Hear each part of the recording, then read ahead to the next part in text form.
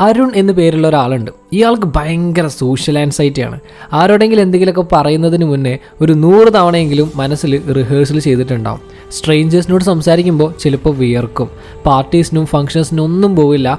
ഒരാളോട് പോയിട്ട് ഒന്ന് ഹലോ പറയുന്നതിന് പോലും ഭയങ്കരമായിട്ട് ഓവർ തിങ്കിങ് ചെയ്യും. ആൻഡ് അയാളുടെ ഏറ്റവും വലിയ പേടി എന്താണെന്നറിയോ? മറ്റുള്ളവരെന്നെ ജഡ്ജ് ചെയ്യുമോ എന്നാണ്. മറ്റുള്ളവരെന്നെ പറ്റി എന്ത് വിചാരിക്കും എന്നാണ്.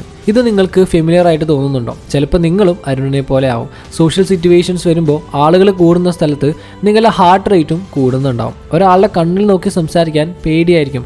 ആൻഡ് ആളുകളുടെ ഇടയിൽ ഭയങ്കര ഓക്വേർഡായിട്ട് ഫീൽ ചെയ്യുന്നുണ്ടാവും. ബട്ട് നിങ്ങളൊരു 10 മിനിറ്റ് എനിക്ക് ജസ്റ്റ് 10 മിനിറ്റ്സ് നിങ്ങളുടെ സോഷ്യൽ ആൻസൈറ്റി കുറയ്ക്കാനായിട്ട് ഞാൻ ഹെൽപ്പ് ചെയ്യാം. കോംപ്ലിക്കേറ്റഡ് ആയിട്ടുള്ള സൈക്കോളജി ഒന്നും പറയുന്നില്ല. സിമ്പിളായിട്ട് നിങ്ങൾക്ക് മനസ്സിലാവുന്ന രീതിയിൽ ഞാൻ പറഞ്ഞുതരാം. Hello friends, it's me your brother and welcome back to another great episode. So നമ്മളുടെ അരുൺ ഉണ്ടല്ലോ, ഇയാളൊരു റൂമിലേക്കൊക്കെ എൻ്റർ ചെയ്യുന്ന സമയത്ത് എല്ലാവരും എന്നെ ജഡ്ജ് ചെയ്യും. ഞാൻ ഭയങ്കര വേർഡാണെന്ന് വിചാരിക്കും. ഞാൻ ഭയങ്കര ബോറിംഗ് ആണ് എന്ന് വിചാരിക്കും. ഞാൻ എന്തെങ്കിലും പൊട്ടത്തരം പറയും എന്നൊക്കെ മനസ്സിലിങ്ങനെ ചിന്തിച്ചു കൂട്ടും. സോഷ്യൽ ആൻസൈറ്റി ശരിക്കും മീൻ ചെയ്യുന്നത് നിങ്ങൾക്ക് ആളുകളെ ഇഷ്ടമല്ല എന്നല്ല, നിങ്ങൾ അവരുടെ മുന്നിൽ നാണം കെടുമോ എന്നുള്ളൊരു പേടിയാണ്. നിങ്ങൾ ഭയങ്കര ഓക്വേർഡ് ആയിട്ടുള്ള ഒരാളാണ്, എൻ്റെ എല്ലാവരും നിങ്ങളെപ്പറ്റി പറഞ്ഞ് ചിരിച്ചുകൊണ്ടിരിക്കുകയാണ് എന്നൊരു സീൻ നിങ്ങൾ മനസ്സിലിങ്ങനെ ചിന്തിച്ച് കൂട്ടുകയാണ്. But here is the truth. മറ്റുള്ള ആളുകൾക്കൊന്നും നിങ്ങളെ ജഡ്ജ് ചെയ്തിരിക്കാനുള്ള സമയം ഇല്ല. എല്ലാവരും അവരുടെ സ്വന്തം ലൈഫിൽ ഫോക്കസ്ഡ് ആണ്. എല്ലാവരും ചിന്തിക്കുന്നത് അവരുടെ സ്വന്തം ജീവിതത്തെ പറ്റിയാണ്. ഒന്ന് ആലോചിച്ച് നോക്കിക്കേ, നിങ്ങളൊരാൾക്കൂടുന്നതിൻ്റെ ഇടയിൽ പോയാൽ നിങ്ങളെല്ലാ ആളുകളെയും ഒബ്സർവ് ചെയ്തുകൊണ്ട് നിൽക്കുമോ, അതോ നിങ്ങളുടെ കാര്യമാവോ നോക്കുന്നത്?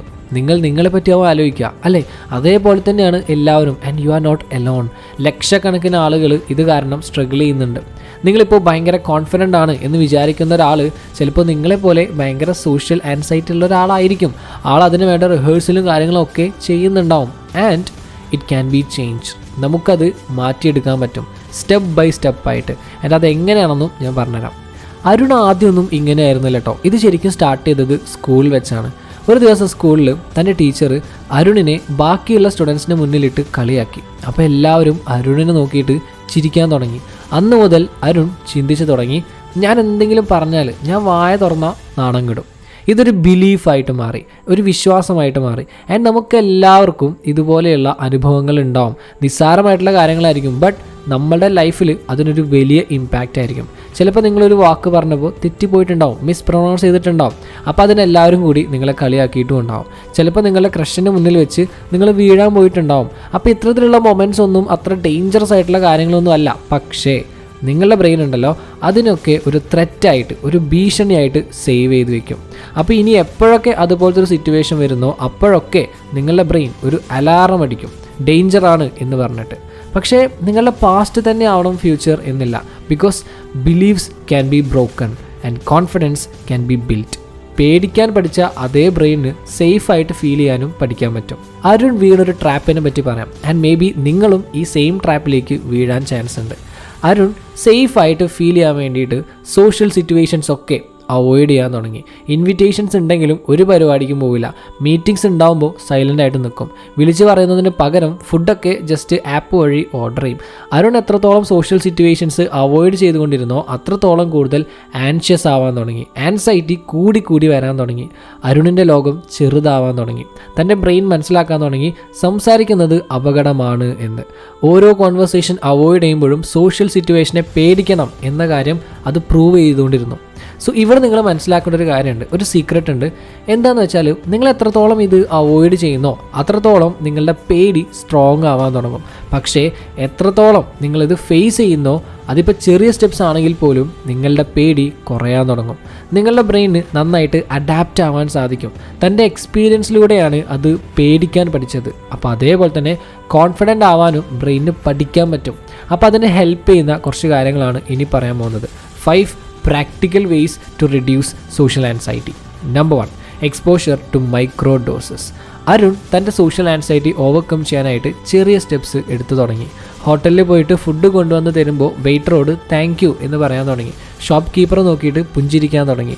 നൈബറോട് ഹൗ ആർ യു, സുഖമാണോ എന്നൊക്കെ ചോദിക്കാൻ തുടങ്ങി. ഡേ ബൈ ഡേ തൻ്റെ പേടിയെ അരുൺ റീവയർ ചെയ്യാൻ തുടങ്ങി. അതും ചെറിയ സ്റ്റെപ്സ് എടുത്തുകൊണ്ട്. നിങ്ങൾ ഒറ്റയടിക്ക് പോയിട്ട് വലിയ കാര്യങ്ങൾ ചെയ്യണം എന്നൊന്നും പറയുന്നില്ല. പകരം ചെറിയ സ്റ്റെപ്സ് എടുക്കുക. ആദ്യം അതിൽ കംഫർട്ടബിൾ ആവുക. സോ ഇന്ന് തന്നെ സ്റ്റാർട്ട് ചെയ്യാം. ഇന്ന് തന്നെ നിങ്ങൾക്കൊരു ചെറിയ ഇൻട്രാക്ഷൻ നടത്താം. പക്ഷെ അത് പെർഫെക്റ്റ് ആവണം, സ്മൂത്ത് ആവണം എന്നൊന്നും വിചാരിക്കേണ്ട. ജസ്റ്റ് അതങ്ങോട്ട് ചെയ്യുക. That's it. നിങ്ങളുടെ ഗോൾ പ്രോഗ്രസ് ആണ്, പെർഫെക്ഷൻ അല്ല. Number 2, shift the spot light. ആളുകൾ നിങ്ങളെ വാച്ച് ചെയ്യുന്നുണ്ട് എന്ന് നിങ്ങൾ ചിന്തിക്കാറുണ്ടോ? എങ്കിൽ നിങ്ങൾക്കൊരു അടിപൊളി ട്രിക്ക് പറഞ്ഞുതരാം, ഒരു മൈൻഡ് ട്രിക്ക്. അതിനെ നേരെ ഫ്ലിപ്പ് ചെയ്യാം. എന്ന് വെച്ചാൽ നിങ്ങൾ അവരെ വാച്ച് ചെയ്യാൻ തുടങ്ങാം.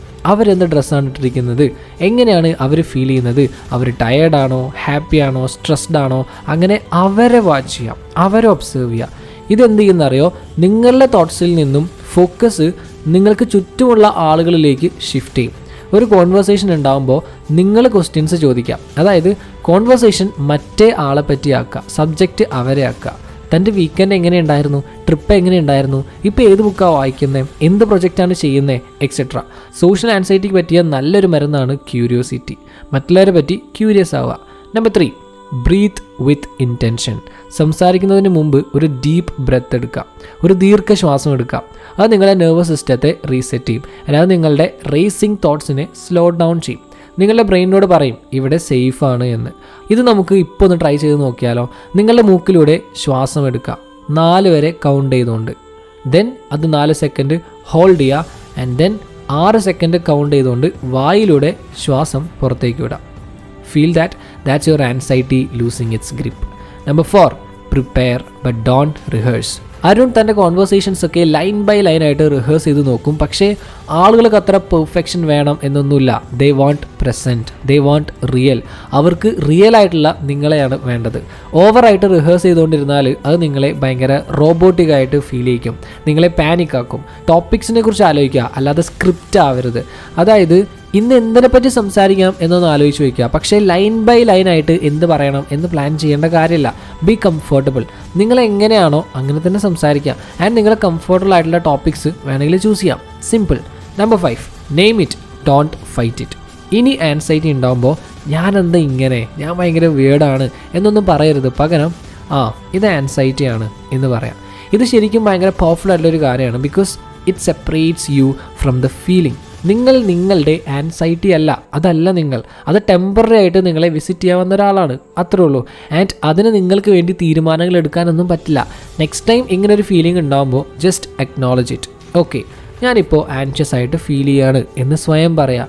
ദെൻ നിങ്ങൾ എന്താണോ ചെയ്യുന്നത് അത് കണ്ടിന്യൂ ചെയ്യാം. Don't fight it, don't feed it, just notice it. അങ്ങനെ 1 വർഷത്തിന് ശേഷം ഈ പറഞ്ഞ കാര്യങ്ങളൊക്കെ ചെയ്തപ്പോൾ അരുണിൻ്റെ ലൈഫിൽ ഒരുപാട് ചേഞ്ചസ് വന്നു. ഒരുപാട് ഫ്രണ്ട്സായി, പാർട്ടികൾക്കൊക്കെ പോകാൻ തുടങ്ങി. കൂട്ടുകാരൻ്റെ കല്യാണത്തിൻ്റെ അന്ന് നല്ലൊരു സ്പീച്ച് വരെ നടത്തി. ആൻഡ് എല്ലാവരും കൈയടിക്കുകയും ആ സ്പീച്ച് ആസ്വദിക്കുകയും ചെയ്തു. ആൻഡ് അരുണിനിപ്പോൾ സോഷ്യൽ സിറ്റുവേഷൻസ് പഴയ പോലെ പേടിയേ ഇല്ല. സോ നിങ്ങൾ ഇതുവരെ വീഡിയോ കണ്ടിരുന്നിട്ടുണ്ടെങ്കിൽ ദെൻ എനിക്ക് മനസ്സിലാവും നിങ്ങൾക്ക് മാറണം എന്നുണ്ട്. You want change. ആൻഡ് നിങ്ങൾക്കിപ്പോൾ ഫീൽ ചെയ്യുന്ന ആ ഡിസയറില്ലേ, ആ ആഗ്രഹമല്ലേ, അത് തന്നെയാണ് എല്ലാത്തിൻ്റെയും തുടക്കം. നിങ്ങൾ ഭയങ്കര പെർഫെക്റ്റ് ആവണം എന്നൊന്നുമില്ല. കുറച്ച് നേരത്തേക്ക് ഒന്ന് ബ്രേവ് ആയാൽ മാത്രം മതി. That's it. And you can do it. അപ്പോൾ മേലെ പറഞ്ഞ ടിപ്സൊക്കെ നിങ്ങൾ ഫോളോ ചെയ്യുക. Start with small steps and see the difference. Okay, so that's all today. Video എല്ലാവർക്കും യൂസ് ആയിരിക്കുന്നു. അങ്ങനെയാണെങ്കിൽ like, share and follow for more. Have a great day.